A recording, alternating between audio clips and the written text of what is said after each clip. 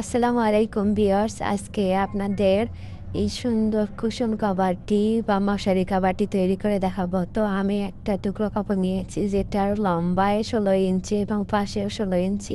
তো এটা আমি গোল করে কেটে নেব আমার মাপ অনুযায়ী। আর এই কাপড় দিয়ে আমি কুচি দিয়ে নেব। এটা 3 পিসে বেঁচে যাওয়া টুকরো কাপড়। তো মাঝ বরাবর দাগ দিয়ে 8 ইঞ্চি করে করে চারপাশ দিয়ে দাগ দিয়ে নিচ্ছি।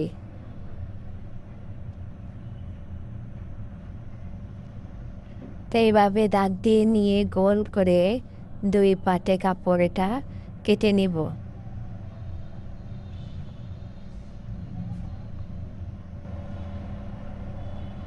তো কুচি দেওয়ার জন্য এই টুকরো কাপড়টা লম্বা করে 2.5 ইঞ্চির একটু বেশি করে কেটে নিয়েছি।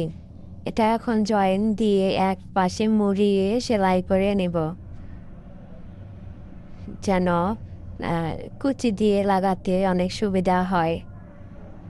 তো ভিডিওটা বেশি বড় হবে দেখে এখানে আমি পুরোটা কুচি দেওয়া বা সেলাই করা দেখাই নাই। এভাবে মুড়িয়ে সেলাই করে নিব পুরোটা অফ ক্যামেরায়।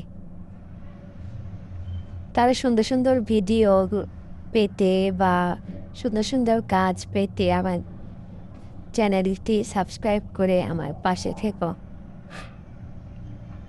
তো এটা আমি একটা গোল কোনো জিনিস দিয়ে, আমার প্লেট ছিল সে প্লেট দিয়ে দাগ কেটে নিয়েছি। তো এভাবে মুড়ি পুরোটা কুচি দিয়ে কাভার করে নেব।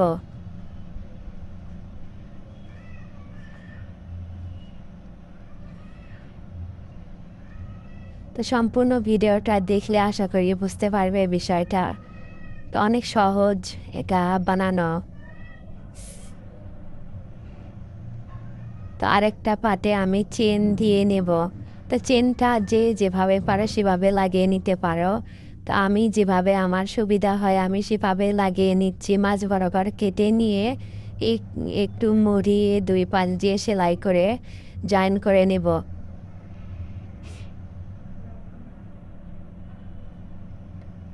তারও অনেকভাবেই চেন লাগানো যায়। আমি আরও অন্য ভিডিওতে দেখিয়েছি অন্যরকমভাবে চেন লাগানো। তো এটা খুব সহজ, শুধু মুড়িয়ে সেলাই করা।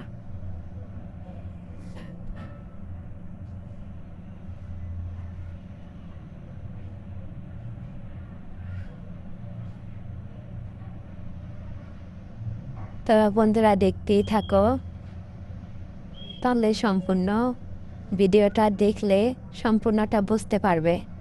চেন লাগানো কমপ্লিট।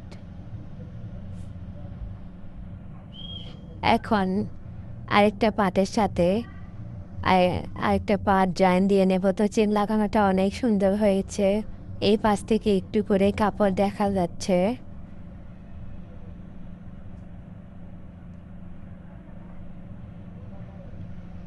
তখন জয়েন দেওয়ার পালা। এটা ঘুরিয়ে সেলাই করে নিলে এটা কমপ্লিট হয়ে যাবে।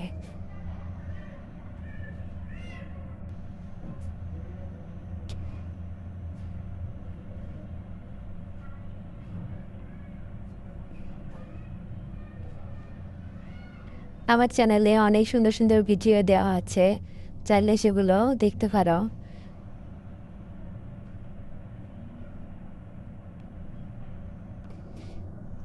আর ভালো লাগলে একটা লাইক কমেন্ট করে পাশে থেকো। তো আমার এটা সেলাই করা কমপ্লিট, কিন্তু মাঝখান থেকে একটু ফাঁকা ফাঁকা লাগতেছে, সেজন্য আমি আরেকটা কাপড় দিয়ে এটা এখানে কুচি দিয়ে নেব। তাহলে মোটামুটি আর একটু সুন্দর দেখা যাবে বিষয়টা।